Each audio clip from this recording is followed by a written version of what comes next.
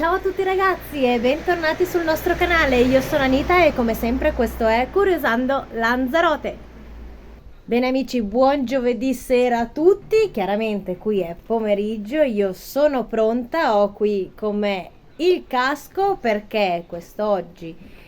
vista la splendida giornata e il tantissimo caldo che continua a fare qui a Lanzarote, noi siamo molto felici di questo.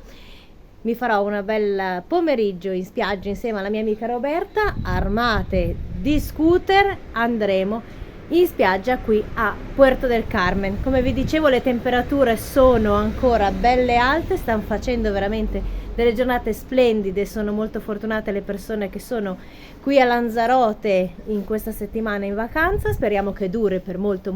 tempo. Io sono pronta, aspetto che arrivi e andiamo.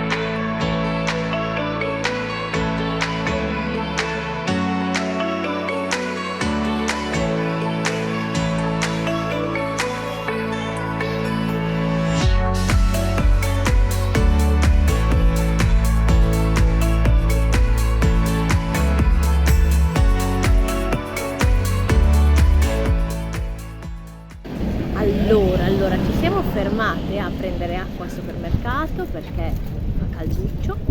al supermercatino che c'è qui, io non sapevo che c'era, ma c'è un supermercatino che è anche gelateria,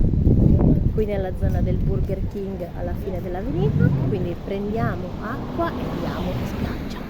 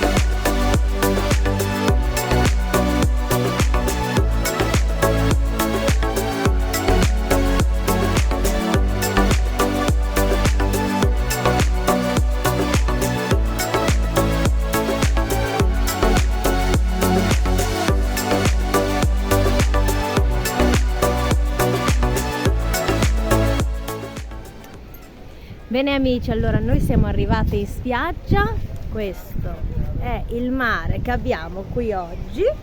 e prima però di salutarvi vi devo dare una notizia proprio che è uscita quest'oggi, perché in seguito ai continui aumenti di nuovo dei casi relativi al Covid, l'isola di Gran Canaria è tornata dopo tanto tempo a livello 3 e La Palma e Tenerife a livello 2, Lanzarote a livello 1, così come Fuerteventura, La Gomera e Hierro, e vi darò nei prossimi giorni sicuramente altri aggiornamenti, ma detto questo io mi concedo un sano pomeriggio di spiaggia, quindi ci vediamo domani, anzi no, ci vediamo